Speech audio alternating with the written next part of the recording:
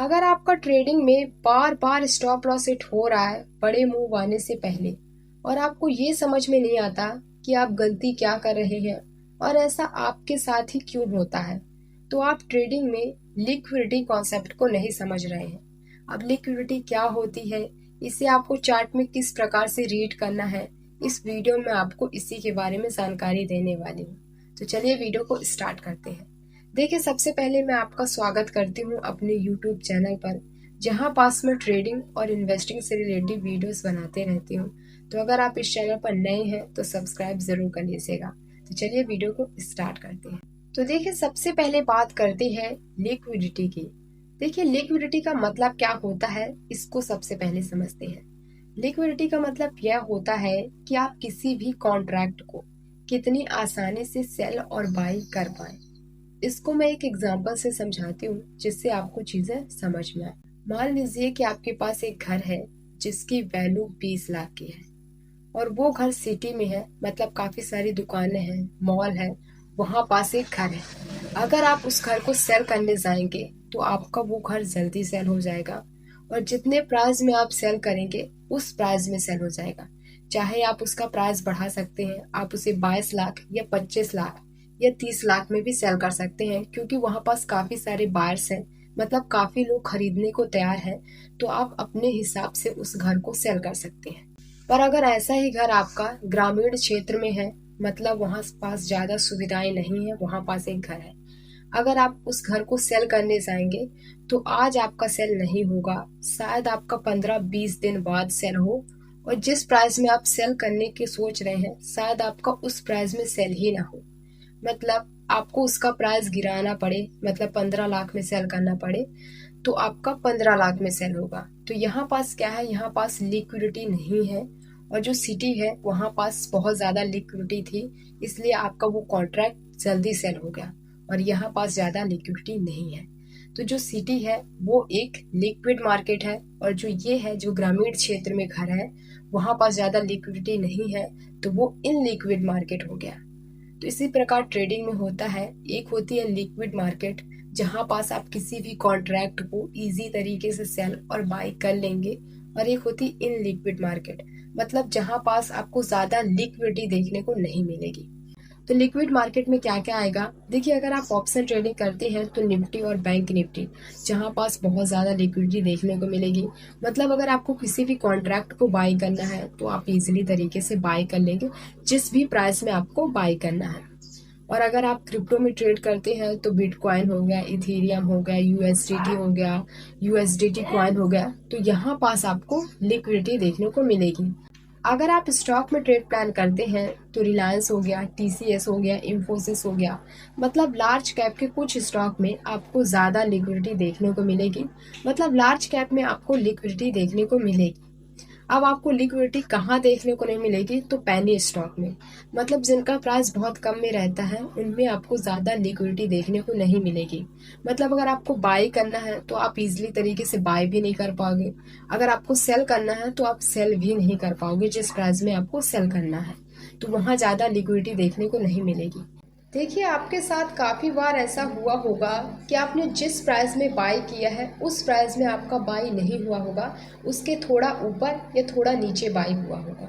ऐसा क्यों होता है, इसलिए होता है, देखिए, अगर आपने बाई किया, उसे मार्केट प्राइस में सिलेक्ट करके बाई कर दिया, तो वहाँ पास सेलर्स भी होना चाहिए। अगर सेलिंग ऊपर आई है, मतलब थोड़ा ऊपर, जैसे कि आपने 100 रुपये में बाई किया, अब आपका ट्रेड एग्जीक्यूट 102 में हुआ है। ऐसा क्यों हुआ है, क्योंकि आपने बाई कर दिया मार्केट प्राइस में, अब जहाँ पास सेलिंग हुई होगी वहाँ पास आपका ट्रेड एग्जीक्यूट होगा।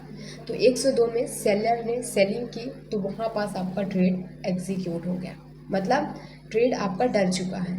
तो इस प्रकार आपको थोड़ा अंतर दिखेगा, 1-2 पॉइंट का, मतलब 1-2 पॉइंट का ऊपर नीचे अंतर दिख सकता है, ज़्यादा आपको देखने को नहीं मिलेगा।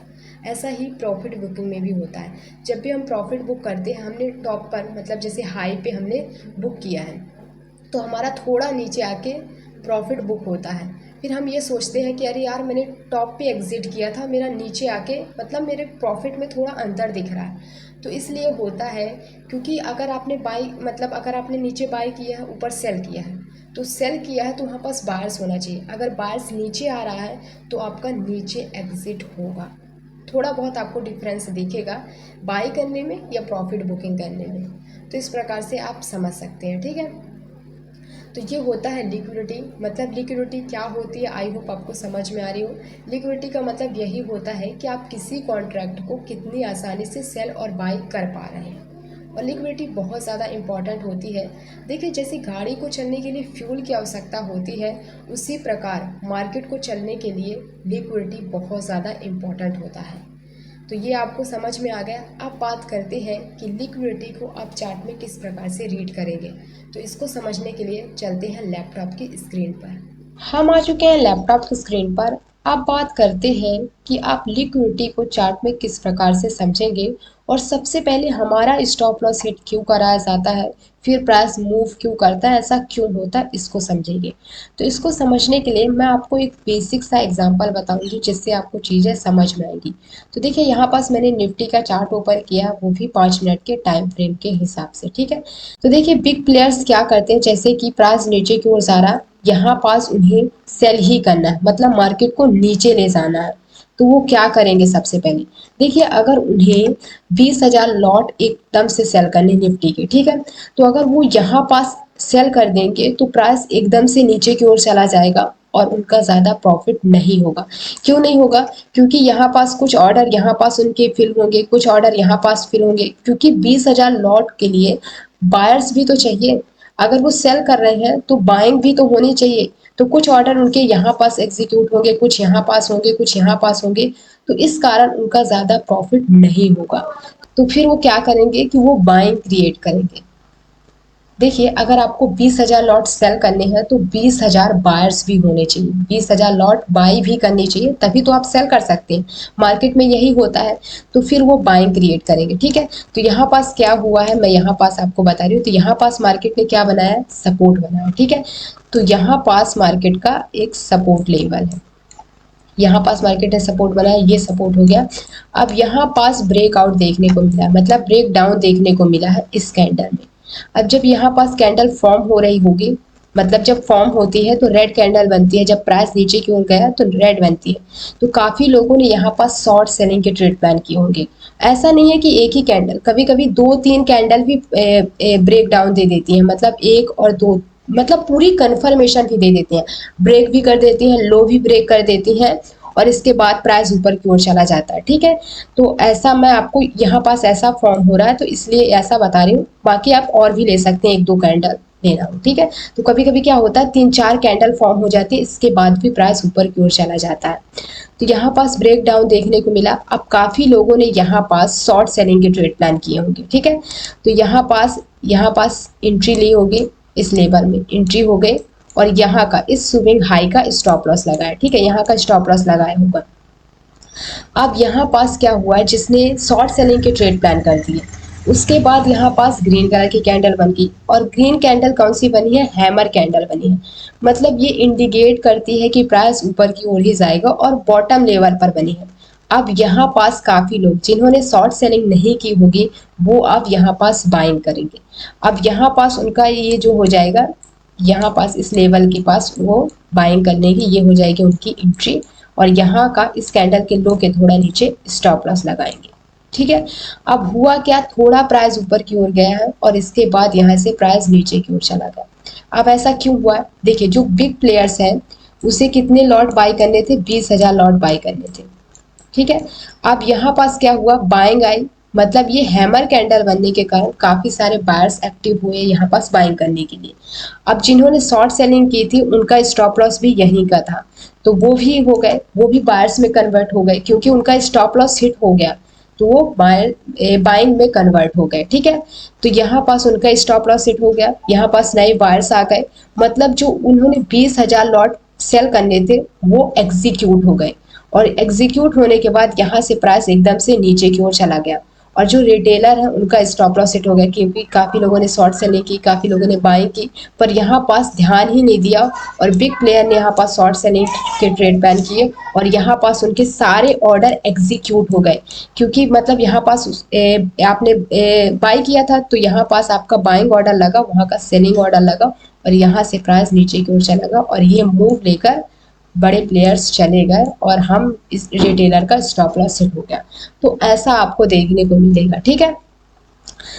तो देखिए यहाँ पास क्या हुआ है, यहाँ पास हुई है लिक्विडिटी स्वीप, और जो लिक्विडिटी स्वीप होती है वो होती है ब्रेकआउट में और ब्रेक डाउन पे, ठीक है। मतलब फेक सिग्नल प्रोवाइड किए जाते हैं जिससे हम रिटेलर्स उसमें ट्रेड करें और वो बड़े प्लेयर्स वहां पास अपने ऑर्डर्स एग्जीक्यूट करें। आप यहाँ पास भी देख सकते हैं, यहाँ पास क्या हुआ है, यहाँ पास रेजिस्टेंस का ब्रेकआउट देखने को मिला, काफी लोग यहाँ पास बाइंग किए होंगे और प्राइस नीचे की ओर आ गया।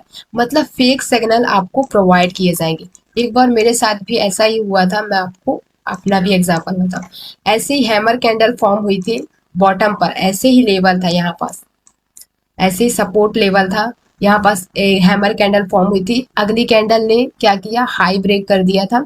अगली कैंडल ने हाई ब्रेक किया, मैंने अगली कैंडल पर हाई पर यहाँ पास एंट्री प्लान कर दी, ठीक है। अब जो तीसरी कैंडल थी वो ग्रीन ही फॉर्म हो रही थी, मतलब 5 मिनट के हिसाब से मैंने ट्रेड प्लान किया था, तो 3 मिनट तक वो ग्रीन ही फॉर्म हो रही थी। पर 2 मिनट के अंतर्गत इतनी सेलिंग आई, आपको यकीन नहीं होगा, इतनी सेलिंग आई और प्राइस नीचे की ओर गया, और जो हैमर कैंडल फॉर्म हुई थी उसकी विक थोड़ा बड़ी थी, प्राइस नीचे की ओर आया, जो विक था उसके नीचे मेरा स्टॉप लॉस लगा था और नीचे तक विक आई, सिर्फ विक आई थी, प्राइस सस्टेन नहीं रहा था और प्राइस ऊपर जाके क्लोज हुआ था। बट जो मैं थी वो एग्जिट हो गई। मतलब काफी लोग हैमर्स पे यही करते हैं कि हैमर का हाई ब्रेक हो तो ट्रेड प्लान कर देते हैं, तो वहां पास काफी लोगों के स्टॉप लॉस हिट हुए थे। और हैमर कैंडल ऐसी फॉर्म हुई थी जो मतलब पूरा इंडिकेट ही कर रही थी कि प्राइस ऊपर की ओर ही जाएगा, ठीक है। और हुआ क्या था कि 2 मिनट के अंतर्गत ऐसी सेलिंग आई जो स्टॉप लॉस हिट करा के चली गई, और उसके बाद एक ऐसी बाइंग आई थी, आपको यकीन नहीं होगा, इसके बाद प्राइस बहुत ऊपर की ओर गया था। बट जब हमारे स्टॉप लॉस हिट हो जाते हैं ना, तो हम बाई करने के ट्रेड प्लान नहीं करते, ठीक है। तो मेरा स्टॉप लॉस हिट हुआ था, मतलब जो कैंडल, वो जो सेलिंग आई थी वो स्टॉप लॉस हिट करने के लिए आई थी, और वहां पास 2 मिनट के अंतर्गत सेलिंग आई, जिससे जो बड़े प्लेयर्स हैं उनके ऑर्डर पूरे एग्जीक्यूट हो गए नीचे पास, मतलब लो पास, जहां पास मेरा स्टॉप लॉस लगा था उनके पूरे ऑर्डर एग्जीक्यूट हो गए और प्राइस ऊपर की ओर चला गया। मतलब जो सेलिंग आई थी वो स्टॉप लॉस हिट कराने के लिए ही आई थी, ठीक है। तो ऐसा भी होता है, कभी कभी आप बाई करते हो, सही सब कुछ सही रहता है, तब भी आपका स्टॉप लॉस हिट करा के प्राइस ऊपर क्यों ले जाते हैं, ठीक है। पर आपको ज्यादातर ये जो लिक्विडिटी स्वीप है ये आपको ब्रेकआउट पे ही देखने को मिलेगी। तो आप इसको किस प्रकार से समझेंगे, अब मैं आपको वो बता दूं, ठीक है। तो देखिए सबसे पहले आपको डायरेक्शन देखनी है, ये आपको नोटिस ही करना है, ठीक है। अब जैसे देखिए प्राइस नीचे की ओर जा रहा है, फिर प्राइस ऊपर की ओर गया, ठीक है। तो मार्केट का स्ट्रक्चर क्या होता है, इस प्रकार से आपको फॉर्म होते दिखेगा अगर प्राइस नीचे की ओर जाएगा, ठीक है। तो अगर आप बाइंग कर रहे हैं डाउन ट्रेंड में तो आपको ज्यादा प्रॉफिट नहीं होगा, थोड़ी ही प्राइस ऊपर की ओर जाएगा, इसके बाद प्राइस नीचे की ओर ही जाएगा, ठीक है। तो क्या होता है कि अगर आप यहाँ पास बाय करेंगे तो आपका ज्यादा प्रॉफिट नहीं हुआ, इसके बाद प्राइस नीचे की ओर चला गया। तो अगर प्राइस डाउन ट्रेंड में हो तो आपको बाइंग साइड के ट्रेड प्लान नहीं करने, फिर आपको यहाँ पास शॉर्ट सेलिंग के ट्रेड प्लान करने हैं टॉप पर, ठीक है। अगर आप बाइंग कर रहे हैं तो फिर आपको कम क्वांटिटी में बाई करना है, ये आपको ध्यान रखना है, ठीक है। अगर आप ब्रेकआउट पर ट्रेड प्लान करते हैं तो ब्रेकआउट में आपको क्या, आपको एक चीज नोटिस करनी है, अगर प्राइस बहुत नीचे से ऊपर की ओर जा रहा है और यहाँ पास मार्केट ने रेजिस्टेंस बनाया था, यहाँ पास रेजिस्टेंस को ब्रेकआउट दे रही है, ठीक है। तो अगर प्राइस नीचे से ऊपर की ओर जा रहा है, डायरेक्ट ही ब्रेकआउट दिख रहा है, तो थोड़ा प्राइस ऊपर की ओर जाएगा, इसके बाद ज्यादा नहीं जाएगा, क्योंकि जिन्होंने नीचे बाय किया है उन्होंने पोजीशन को कहीं एग्जिट ही नहीं किया है, और जब उन्हें ज्यादा प्रॉफिट देखेगा वो अपनी पोजीशन को यहाँ पास एग्जिट कर देंगे और वहां पास आप ले लेते हैं एंट्री। तो ये गलती आपको नहीं करनी है। एक चीज मैं आपको बता दूं, सबसे इम्पोर्टेंट है, जो बिग प्लेयर्स होते हैं, जो बड़े इंस्टीट्यूशनल होते हैं, वो कभी भी हाई पर बाई करने का नहीं सोचते, और अगर उन्हें शॉर्ट सेलिंग करनी है तो वो कभी भी लो पॉइंट पर सेल नहीं करेंगे। क्यों नहीं करते, क्योंकि देखो जब वो हाई पे बाई करेंगे मतलब महंगा प्राइस मिल रहा है, ठीक है, तो बाई करेंगे तो उन्हें ज्यादा प्रॉफिट नहीं मिलेगा, तो वो क्या करेंगे, फॉलिंग क्रिएट करेंगे, फिर बॉटम पर बाई करने के ट्रेड प्लान करेंगे। अब जब अगर उन्हें शॉर्ट सेलिंग करनी है तो वो लो पॉइंट पर नहीं करेंगे। क्यों नहीं करेंगे, क्योंकि देखो जब भी प्राइस नीचे की ओर जाएगा तो उन्हें काफी सस्ता मिलेगा, और फिर और सेल करेंगे तो उन्हें ज़्यादा प्रॉफिट देखने को नहीं मिलेगा। तो वो हमेशा टॉप पर शॉर्ट सेलिंग के ट्रेड प्लान करते हैं, हाई पर शॉर्ट सेलिंग के ट्रेड प्लान करते हैं, और बॉटम पर मतलब जब प्राइस सस्ता रहता है तब वो बाइंग करते हैं। ये चीज़ आपको नोटिस करके रखनी है। जो बड़े प्लेयर्स होते हैं वो कभी भी हाई पर बाई नहीं करते हैं और कभी भी लो पॉइंट पर शॉर्ट सेलिंग के ट्रेड प्लान नहीं करते हैं। वो हमेशा सस्ते में खरीदते हैं, महंगे में बेचते हैं, और शॉर्ट सेलिंग करते हैं तो महंगे में खरीदते हैं और सस्ते में बेचते हैं। ये चीज़ आपको ध्यान में रखनी है। और भी ब्रेकआउट को आप किस प्रकार से समझ सकते हैं, तो देखिए जब भी आपको ब्रेकआउट देखने को मिले, जैसे यहाँ पास हुआ था, ठीक है, यहाँ पास आपको ब्रेकआउट देखने को मिला, मैं अब आपको बताऊँ, ठीक है। आपको क्या देखना है, पिछला देख के चलना है। जैसे यहाँ पास सपोर्ट का ब्रेकआउट देखने को मिला, और पिछला देख के चलना है कि कहीं यहाँ पास सपोर्ट और रेजिस्टेंस, मतलब सपोर्ट तो नहीं था, और यहाँ का आप देख सकते हैं, मतलब यहाँ पास मार्केट ने क्या बनाया था, रेजिस्टेंस बनाया था, यहाँ पास मार्केट ने सपोर्ट बनाया था। तो अब हम इसको ड्रॉ कर लेते हैं। अब हमने इसको ड्रॉ कर लिया और ये हो गया हमारा तीसरा। ये तीनों हमारे रेजिस्टेंस लेवल है। तो अगर पहले वाले को ब्रेक कर दिया है प्राइस, तो दूसरे वाले को जरूर रिस्पेक्ट करेगा। और आप देख सकते हैं कि प्राइस दूसरे वाले तक ही आया था और इसके बाद ऊपर की ओर चला गया। तो आपको पिछला देख के चलना है, कहीं मतलब ब्रेकआउट के बाद अगर देखिए, जैसे कि इस वाले सपोर्ट को प्राइस ने ब्रेक कर दिया, यहाँ पास सपोर्ट था, इसको ब्रेक कर दिया, और अगला कहीं यहीं पास सपोर्ट है, मतलब नीचे सपोर्ट है, इसके यहाँ पास सपोर्ट है, तो अगर इसको ब्रेक कर दिया है तो दूसरे वाले को जरूर रिस्पेक्ट करेगा, ठीक है। तो प्राइस यहाँ तक भी जा सकता है और इसके बाद ऊपर की ओर जा सकता है। तो प्राइस सपोर्ट और रेजिस्टेंस को रिस्पेक्ट करता है, ये मैं आपको बता रही हूँ। तो अगर पहला वाला ब्रेक हो गया तो आप दूसरा देखिए, दूसरा जरूर आपको देखने को मिलेगा और प्राइस उसे रिस्पेक्ट जरूर करेगा, ठीक है। तो देखिए यहाँ पास क्या हुआ, यहाँ पास आपको इसका ब्रेकआउट देखने को मिला है, ठीक है, इसका मिला है, पर प्राइस ने इसको रिस्पेक्ट किया है। यहाँ पास देख सकते हैं, यहाँ पास प्राइस ने यहाँ तक हाई बनाया था तो प्राइस ने इसे रिस्पेक्ट किया है। तो आपको ये चीज़ ध्यान में ज़रूर देखनी है कि ऊपर कहीं सपोर्ट और रेजिस्टेंस तो नहीं बना, प्राइस उसे रिस्पेक्ट ज़रूर करेगा। मतलब पहला अगर रेजिस्टेंस आपका ब्रेक हो रहा, उसके ऊपर दूसरा रेजिस्टेंस बना है, तो प्राइस दूसरे रेजिस्टेंस को तो रिस्पेक्ट करेगा ही करेगा। इसको आपको ध्यान में रखना है। ये हो गया, तो इस प्रकार से आप समझ सकते हैं, ठीक है। तो आपको क्या देखना है, जब भी आपको ब्रेकआउट या ब्रेक डाउन देखने को मिले तो आपको पिछले लेवल देखना है, कहीं प्राइस ने वो तो नहीं बनाया, मतलब सपोर्ट और रेजिस्टेंस, अगर दूर सपोर्ट और रेजिस्टेंस बनाया तो वो ब्रेकआउट सस्टेन रह सकता है, ठीक है। तो उसके हिसाब से आप ट्रेड प्लान कर सकते हैं। और आपको एवरेज भी देखना है, मतलब जैसे निफ्टी 180 से 200 पॉइंट मूव करती है या 150 से 180 पॉइंट मूव करती है डेली का, ठीक है। तो अगर वो 170 पॉइंट मूव कर चुकी है, उसके बाद आपको ब्रेकआउट दिख रहा है ऊपर साइड का, तो वो ज़्यादा सस्टेन नहीं रहेगा, फिर आपको 10-15 पॉइंट का ही मूव देखने को मिलेगा, ठीक है। तो आप एवरेज देख सकते हैं। सबसे पहले आपको क्या करना है, जब भी आप ब्रेकआउट देखें तो आपको सपोर्ट और रेजिस्टेंस देखना है। अगर प्राइस सपोर्ट लेवल को ब्रेक कर रही है तो पिछला आपको देख कर चलना है कि कहीं सपोर्ट और रेजिस्टेंस तो नहीं बना, तो उसके हिसाब से प्राइस उसको रिस्पेक्ट जरूर करेगा, ठीक है। तो पहला ये हो गया, मतलब आपको सपोर्ट और रेजिस्टेंस को ध्यान में रखना है। दूसरा, आपको एवरेज देखना है कि एवरेज कितना मूव करता है। आप स्टॉक में ट्रेड प्लान करते हैं या आप इंडेक्स में करते हैं तो कितना मूव करता है, अगर उतना मूव कर चुका है उसके बाद आपको ब्रेकआउट दिख रहा है तो वो ज़्यादा ब्रेक, मतलब वो ज़्यादा सस्टेन नहीं रहेगा, ठीक है। तो दूसरा आपको ये देख कर चलना है। और तीसरा, अगर प्राइस बहुत नीचे से ऊपर की ओर जा रहा और डायरेक्ट ही कोई कैंडल रेजिस्टेंस लेवल को ब्रेक कर रही है तो ब्रेकआउट शायद सस्टेन ना रहे, क्योंकि जिन्होंने नीचे बाय किया उन्होंने अपनी पोजीशन को कहीं एग्जिट ही नहीं किया, और जब उन्हें ज़्यादा प्रॉफिट दिखेगा तो अपनी पोजीशन को एग्जिट कर देंगे और वहाँ पास आप ले लेते हैं एंट्री, ठीक है। तो आपको ये चीज़ देखनी है कि क्या प्राइस नीचे से, बहुत नीचे से ऊपर की ओर तो नहीं आ रहा। आप ये देख सकते हैं, अगर एक दो रेड कैंडल फॉर्म हो गई है इसका मतलब प्रॉफिट बुकिंग हो गई है, मतलब यहाँ पास प्राइस अगर बार बार रुक रहा है उसके बाद ब्रेकआउट देखने को मिल रहा है तो वो ब्रेकआउट सस्टेन रह सकता है।